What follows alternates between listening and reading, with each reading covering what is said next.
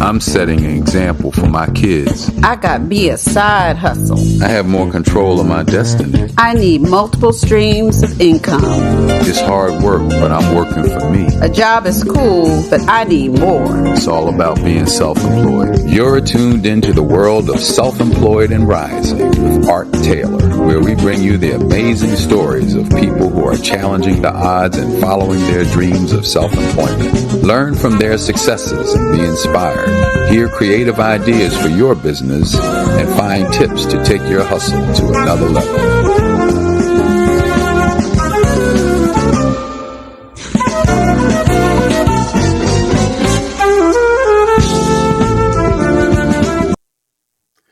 Hello, everyone. Welcome to a new edition of Self-Employed and Rising.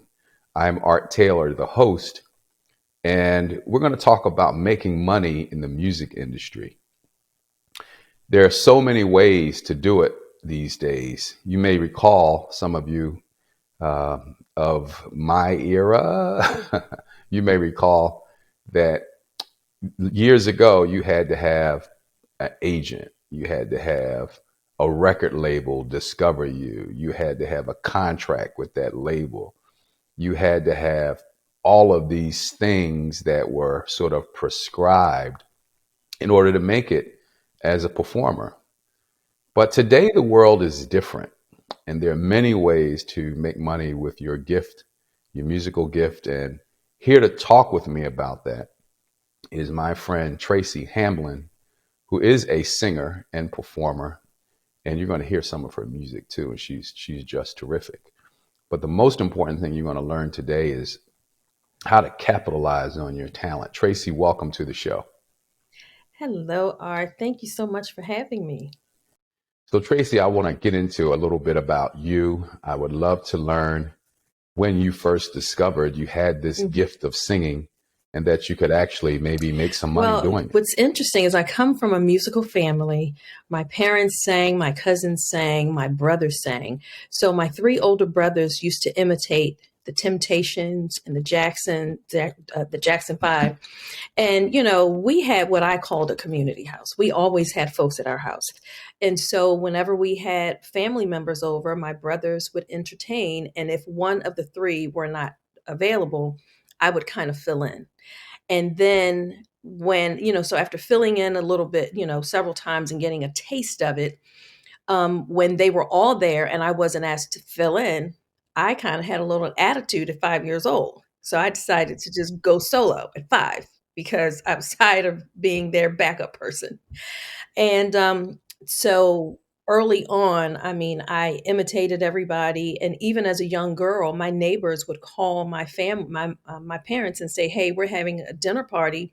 Can Tracy come over and sing?" So I started making money singing, when I was like 7, 8 years old. Funny story for you.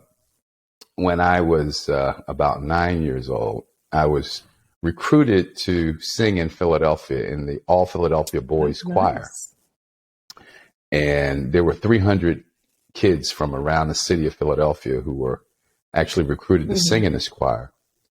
And it was a great experience, But then there was a church that would recruit boys from the All Philadelphia Boys Choir to sing. And they actually paid us. Wow. So we were professional singers too at a very early age.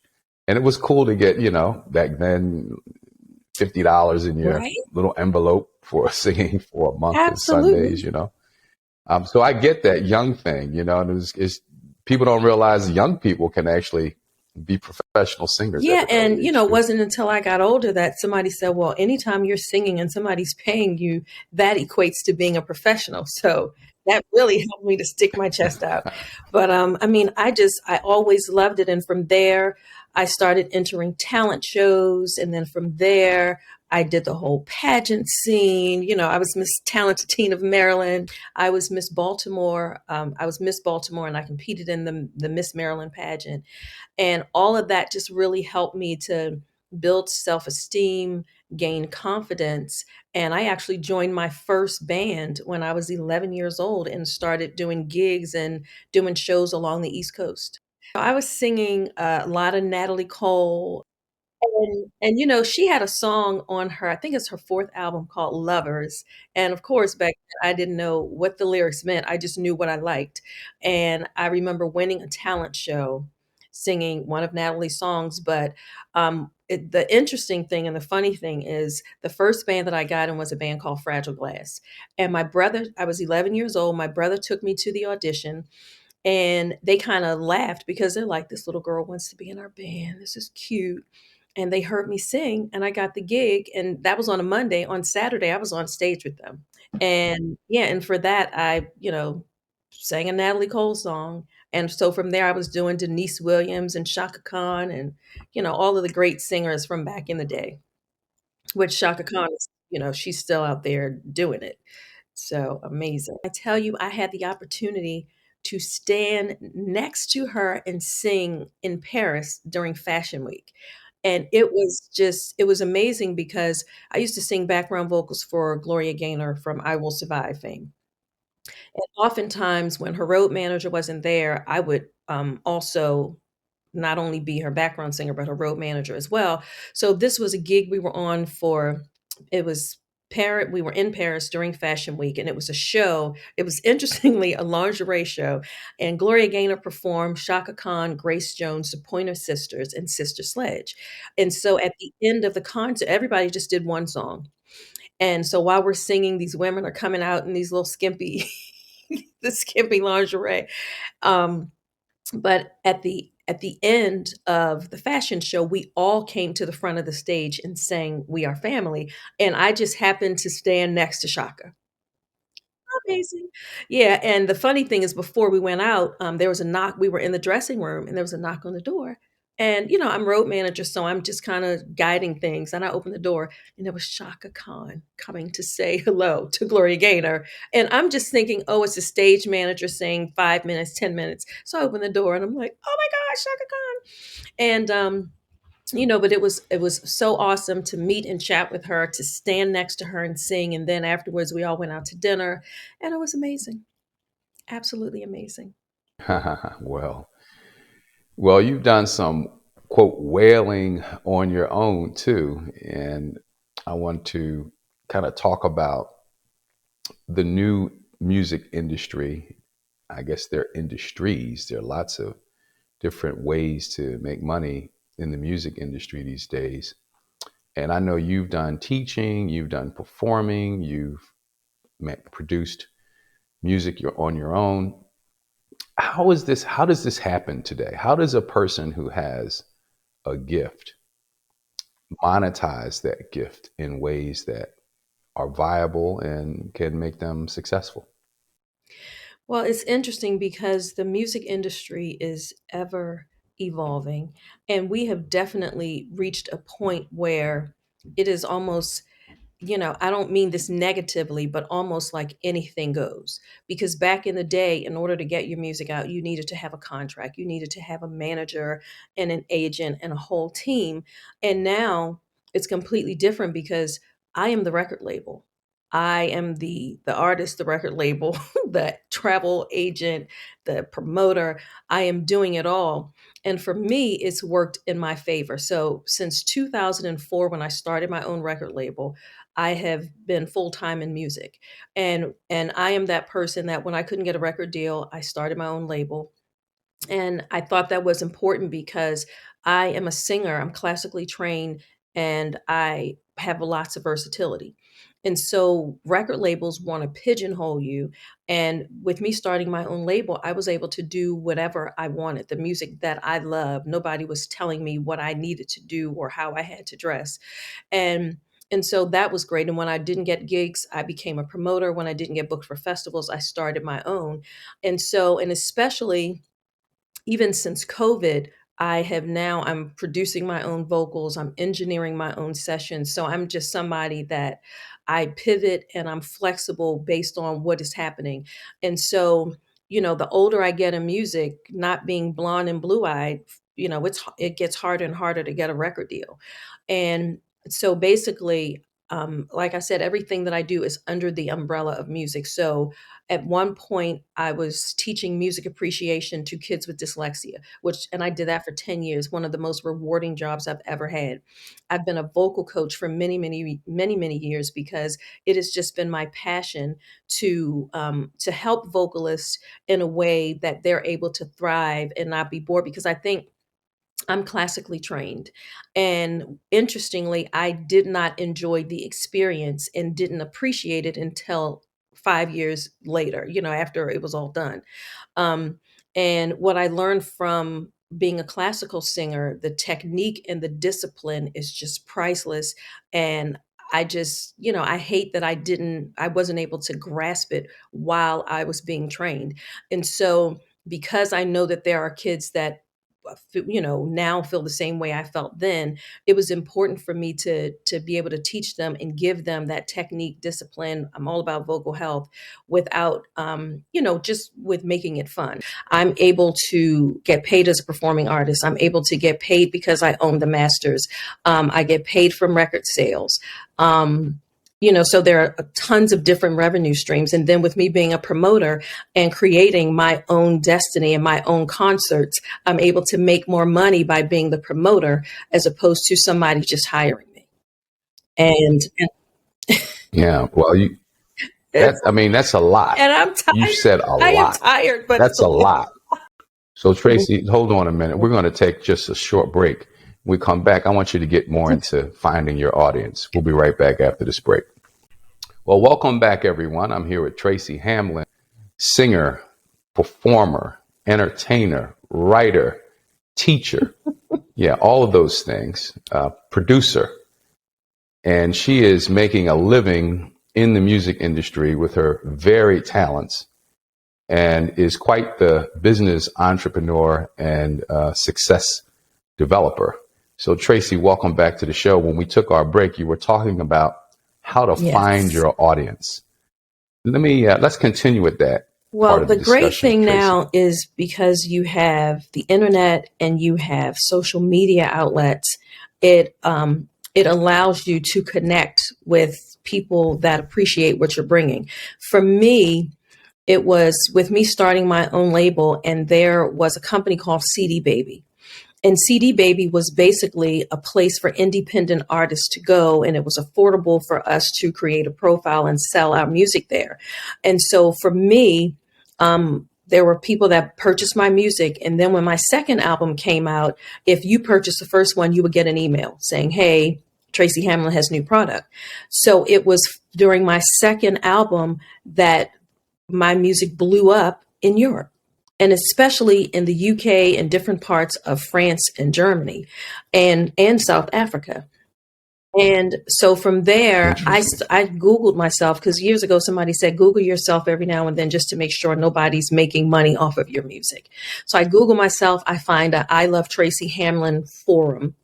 And I'm thinking somebody else has my name. I'm like, oh, somebody else has my name. And I'm reading through and I realize, oh my God, they are talking about me. So they're saying, hey, I have her music. She did this, she did that. You need to go buy her music. And so from there, as social media started growing, people had easier access to me. And folks would reach out. And what's interesting now, most of my business comes through my social media platforms versus my website. So when people want to book me for gigs, when people want to, when they want me to do drops for radio, if they want me to sing on one of their songs, they reach me through social media. But I think social media has just allowed a space for people to, you don't have to have the cash machine that you used to have to get out there, get gigs, have traction with your music, because social media is just allowing you to have a much broader reach that wasn't available years ago. Now, I've been headlining in Japan, in Croatia, in Amsterdam, and I'm somebody that's not a household name, but what I've done equates to success to a lot of people. And I tell people all the time, yes, you have the cream of the crop, the top level in the music industry with Beyonce and Alicia Keys, but there are multiple layers below that level where you can thrive. And I've done this full time since late 2004. Wow. So we're going to hear some of your music. You have a music video out called Just Yes. Talk to Me. And I want to play some of that.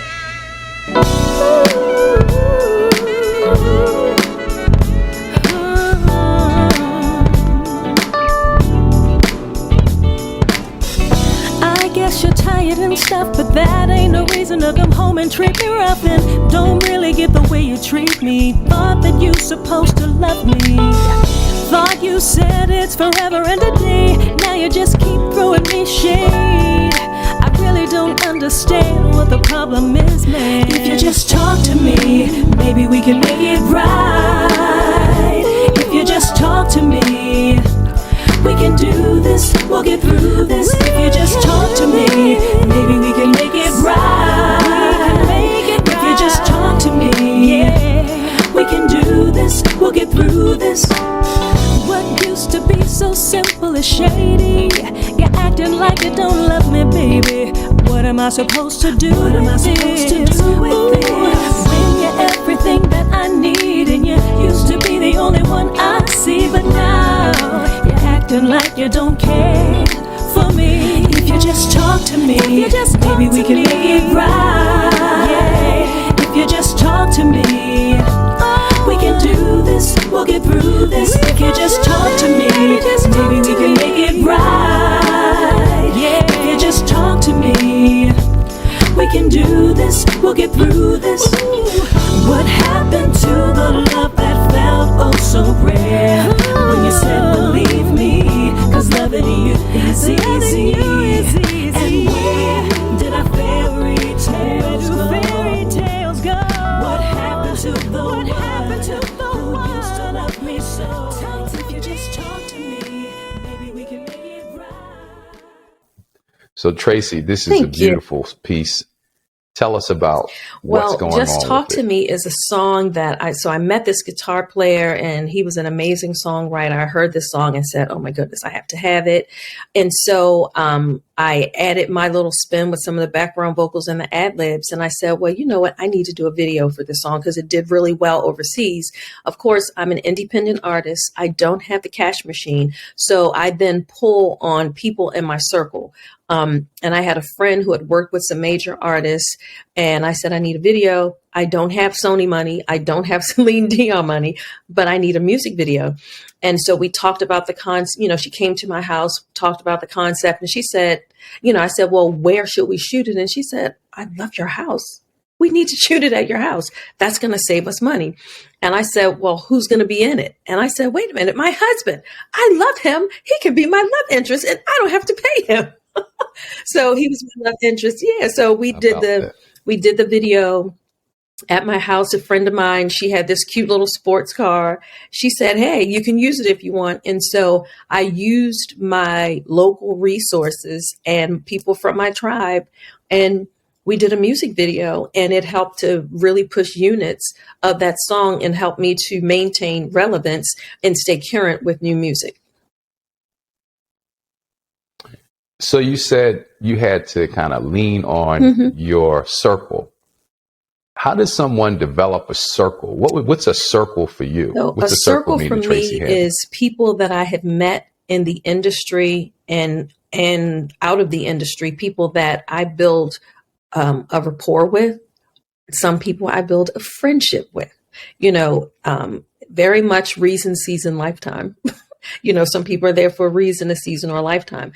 And so for me, in the music industry, I network all of the time because a huge part of what makes me happy and what fills my cup is giving back to my community and pouring into up and coming artists.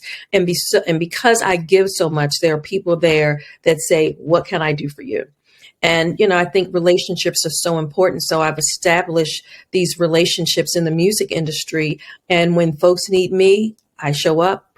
And when I need them, they show up. And it's not about getting things for free. It's, some of it's bartering. I will sing on your song, you will play on my song, that kind of thing. But then, sometimes we do exchange money, but they're not charging me. I mean, they understand that I don't have the Sony budget, and they're willing to work within my budget while still giving me quality.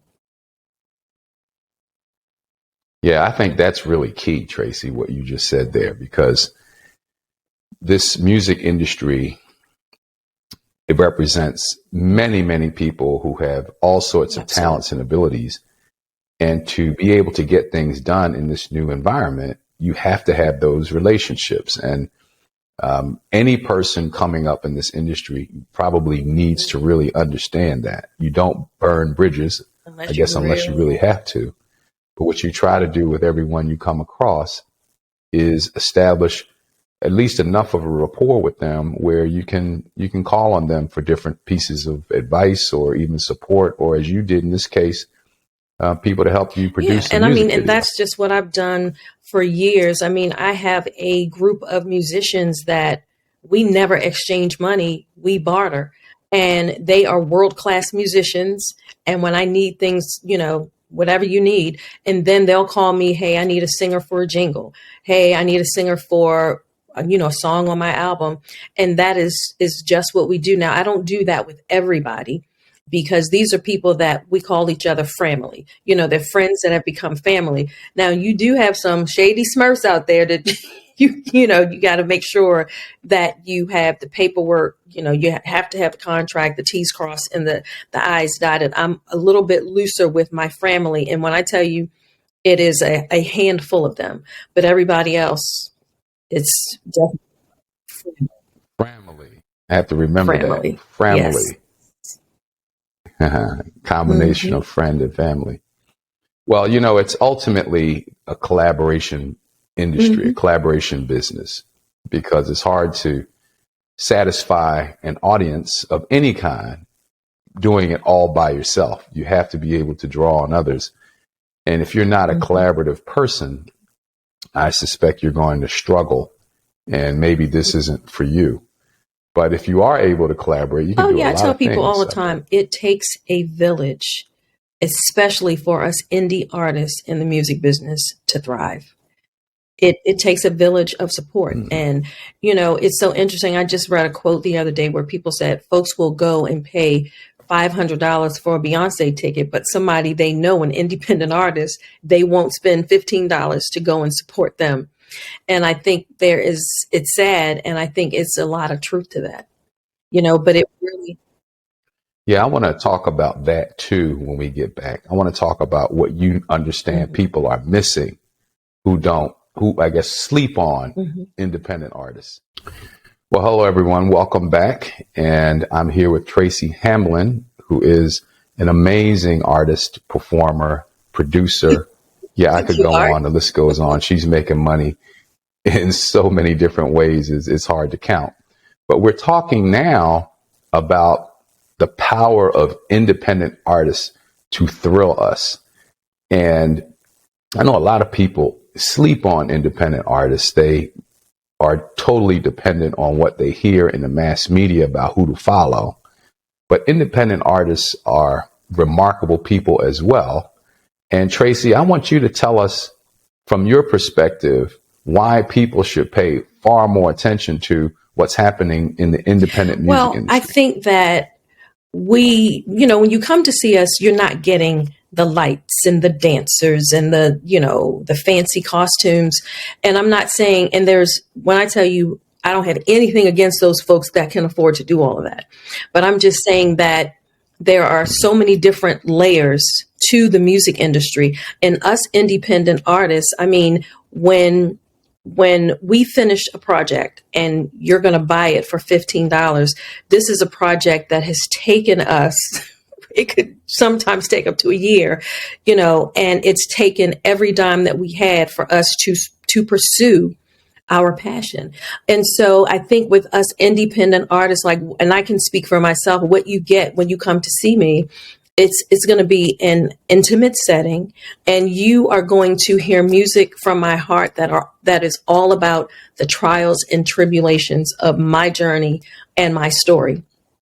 And I know that folks love to go and spend all the money for the major artists that they see and hear about in radio.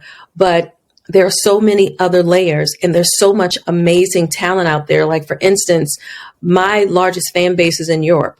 And I love when I go over there and I'm listening to the radio, because I get to discover a ton of new talent that they're very much like me. They don't have the cash machine to be on the major P1 radio stations. They don't have the cash machine to have the commercials, advertising their songs or the videos that can promote their music, but their talent stands alongside all of the greats that are out there. They just don't have the cash machine. So I just encourage everybody to check out some of the smaller artists, that what we're doing equates to success, but it's a fight to get the respect. It's a fight to get people to want to spend $40 to come to a show. We have to work extra hard, when these other folks, they have the cash machine and they have a million people out there promoting their stuff, and they keep it in your faces. And because it's in your faces, you think that's the hot new thing.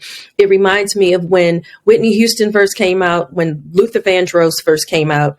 Radio did not think they were great singers. They had the cash machine, and literally with Whitney Houston, they spent $1 million in marketing and promotion and kept the music in your face. So, and I mean, it's great music, but for those who didn't think it was great music, they eventually bought into it.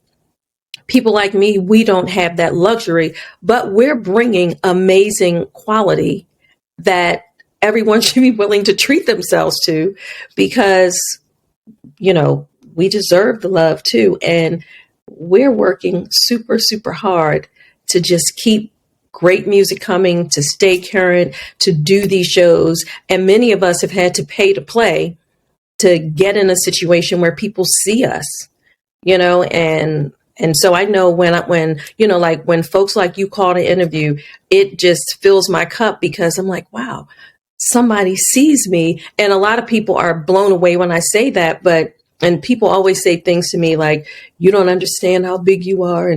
But I don't always feel the love, and it would be great if I could, and not just me, but us indie artists. Yeah. We bust our butts to give great quality music. And again, our stuff stands alongside the folks that have the cash machines. We, for whatever reason, we don't have that luxury, but we're still bringing you some of the best of the best. So you and I met in a serendipitous way. And I might never know about your music had it not been for that. How do we find independent artists, great independent artists? What should we be on the lookout for to even know that they're out there and that there are these great performers who can really wow us? Well, I always say cdbaby.com is still available. There are websites like tracksource.com, because I do jazz, I do R&B, and I also do soulful house music. Tracksource is the billboard for people doing house music. And there are tons of social media groups. You can just go do a Google search for independent artists. But social media is a really great way to find independent artists by just going to your browser, putting in independent artists.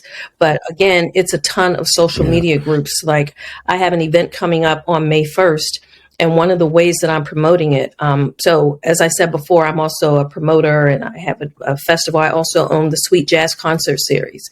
And on May 1st, I have a concert coming up at River Creek Club in Leesburg, Virginia. And with Sweet Jazz Concert Series, we use music as a catalyst to give back to the community. So for the May 1st concert, I'm giving away scholarships, 2 music scholarships for students to have private music instruction at Catoctin School of Music. I'm also giving a donation to Loudon Abused Women's Shelter. And so to help me advertise this particular event, I'm a part of a ton of social media music groups. And I went and put my flyer and my videos in those groups because, and again, social media is a great platform because there are tons of groups for independent artists, for you to share your music, for you to let people know that you're out here, for you to let people know that you have performances, to let people know that you want to collaborate, things like that. So social media is a great platform to find independent artists.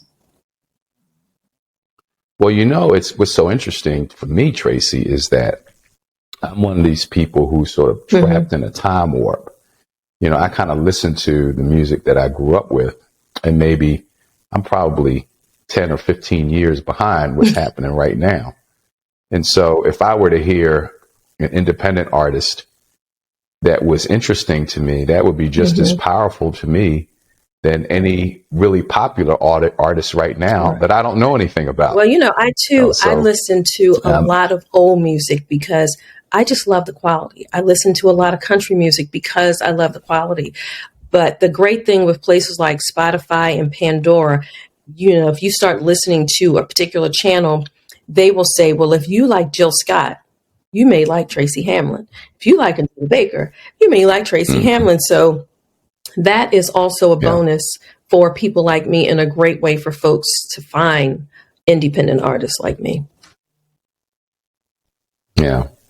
Well, that's really cool. And I think in time, as tools get even more robust for us to find the music that we're interested in hearing, and if we're open, find music that we didn't think we would like and just give it a chance, we might discover a whole new world of music and entertainment.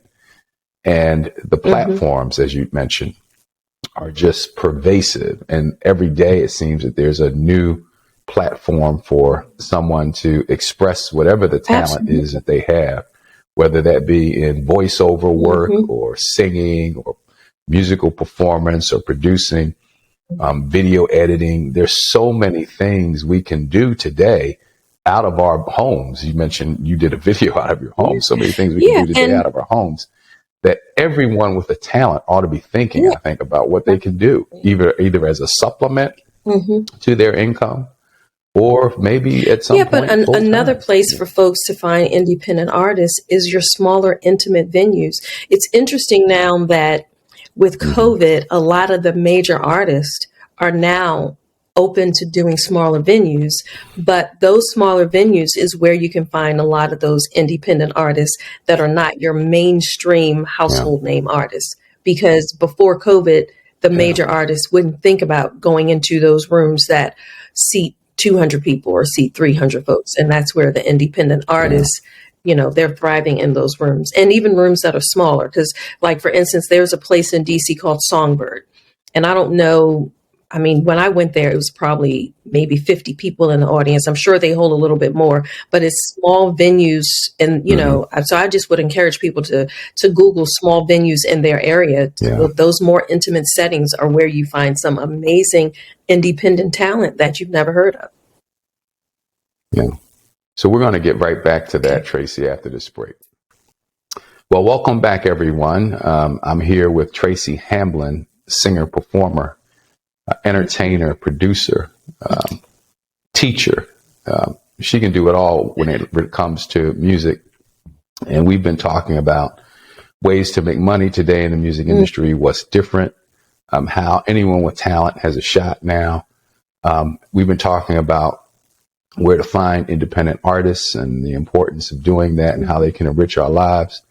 And now I want to talk with Tracy a bit about figuring out how to inspire people to pursue this talent. And I know, Tracy, that the last thing people want to hear is that it's easy, because it's not. But you do have a chance at least to produce something that maybe someone close to you might appreciate, or maybe someone in your circle might appreciate. It doesn't always have to be a million people listening to something in order for it to be fulfilling. And you were talking with us also about attending events at smaller venues. You're talking to us about performing for social good, as you're planning to do on May 1st. I'm looking forward, by the way. Yolanda and I have already got our tickets, and we can't wait to get there to hear you sing. But the idea here is that if you're just focused on the mega stars, you're missing a whole lot. So much. And we want to get people to understand that there's so much talent out here who are basically independent artists And you can be one of them if you have the ability to work at it and to learn how to capitalize on the tools that will get you out there and get your music heard. So this is what Tracy's done all these years. Tracy, what I would want to ask you though, let's say I'm a person, because I think I can sing a little bit, but let's talk about me for a minute. I think I have a decent voice, and let's say I was interested in becoming a singer, a performer. What would be some of the things you would recommend that I do? So I think that a lot of it depends on your drive and how willing your heart to work. So one of the things that I did, like I said, when I couldn't get a record deal, I started my own label. When I wasn't getting booked for gigs, I just created my own. So I think that it's always a good idea to be willing to invest in yourself and just start off with a very small event. Like one of the things that got me into promoting when I wasn't getting booked for gigs, I found this amazing venue in Timonium, Maryland. I went to the owner. He had never heard of me. And somebody just told me about the club. I went to him and said, I have a proposal. I said, this is what I've done. This is what I'm doing. This is what I propose. Allow me to get 100% of the door. We both promote this event. You keep the food in the bar. And I will bring my band in here and I will sell tickets. And I sold this venue out multiple times and I made more money than I would have if I had just gone to him and said, would you hire me? So I think it's important to have the desire to create your own destiny and just do your own thing. I mean, I've created my own opportunities and it wasn't always easy. And I absolutely have lost money, but you just start small, take baby steps into creating your own opportunities. And because of social media and the internet, you don't have to have the cash machine to help get the word out. Awesome. So I want to hear another clip from a music video of yours called Stand By, and let you tell us at the end of this clip what you're doing with this particular video.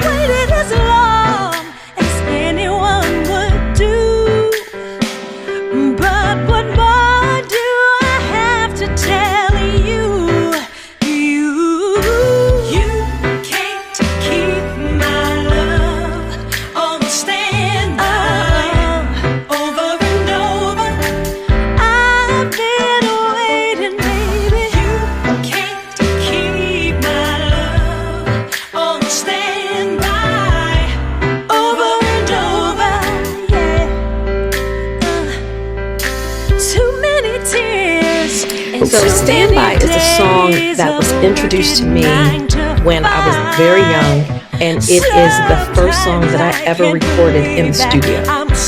And so fast forward to 20 years plus, I decided that I wanted to revisit that song to put on my 5th album. And the interesting thing is when I heard it and we redid it, the vocals remained the same. I may have tweaked one or two minor things, but that vocal is how I sang it. I mean, we redid the vocals, but it's how I sang it when I recorded it the very first time I went in the studio. And again, as a promoter, the record label, I financed it all, found a great videographer, director, the building, the folks, all of the people in the crowd are friends and family, and I had them sign waivers for me to use their likeness. All of the gown, the clothes that the singers had on. I sent my niece out. I was like, this is what I need. Go buy it. Here's the money. The musicians are musicians that I worked with years ago. I called them, hey, listen to this song and pretend you're playing it. So, So I tell people my middle name is Hustle Woman, and I work hard because I'm passionate about what I do. But I believe that becoming a recording artist and pursuing my dream to be a singer, it helped me to find my purpose, which is giving back to the community and helping up and coming artists. And that's where I thrive and what I love to do. Yeah, well, that's so important too, is creating pathways for others to succeed. So Tracy, Even yeah, go more ahead. No. importantly, because I always tell people music saved my life, music changed my life. And so one of the reasons that I in particular love to sow into the younger folks is because I know it can absolutely make a difference. That's why the music scholarships that I give, I mean, I've seen it change the lives of several teens who would have been out on the street, but because there was an opportunity for them to get lessons and take music instruction, they had a place to steer their energy so that they wouldn't be in the streets getting caught up. Yeah, well, and there's so many traps for young people today that they could fall into. And do you remember years ago, though, and probably still true today, that if you were an artist, people would tell you, don't spend your time on that. You need to get through school. You need to get your degree. You need to do this. You're not going to make any money doing that. But did you get any of that sort of negative feedback? Probably not, though, coming from a family. It wasn't from my family. It was from neighbors and people that I grew up with. I mean, people to this day still say, are you still singing? And I'm like, do you still go to work to feed your family and pay your bills? And, and it's so condescending, but yeah, absolutely. And I mean, in the music industry, everybody is not cut out for the fight. Everybody doesn't understand the hustle and bustle. People only see the glamorized part of the music industry. They don't see you, going on 2 hours of sleep, getting up at 4 a.m. to get a plane at 6:30 a.m. because that's what the promoters get because they're cheaper. They don't see you going from the plane to the car, to the ferry, to another car, to, they don't, it's a lot of hard work and everybody's not cut out for it. So when some people are trying to discourage you, they could be coming from that place of understanding that it is difficult and everybody's not cut out for it. But then you have people that just don't know what it really entails. And they just they lack a respect for what we do and the passion that we have.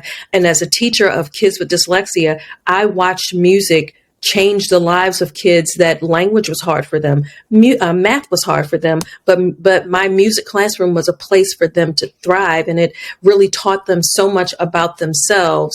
And so teachers that had behavior issues with some of those students in other areas, in my class, I'm speaking, oh my goodness, this kid is an angel. But because I spoke to something that they were lacking, and me helping them to thrive in the area of music helped them to thrive in language and math. So that's something that, people don't think about. Well, Tracy, we're going to have to leave it right here, but tell us real quick how we can find TracyHamlin.com, Tracy Hamlin Music on IG and Facebook, and also SweetJazzConcerts.com. May 1st coming up, River Creek Club. Well, thank you, everyone, for watching our show, and we'll be back here next Thursday for another edition of Self-Employed and Rising. Are you a jazz lover? If so, have we got something special for you? Presenting Tracy Hamlin's Sweet Jazz Concerts. The first concert of 2022 is Sunday, May 1st, with saxophonist Paula Atherton and the songstress herself, Tracy Hamlin, at the River Creek Country Club in Leesburg, Virginia. Sunday, May 1st at 4 p.m. For more information and tickets, visit www.sweetjazzconcerts.com. Sponsored by the Bank of Clark.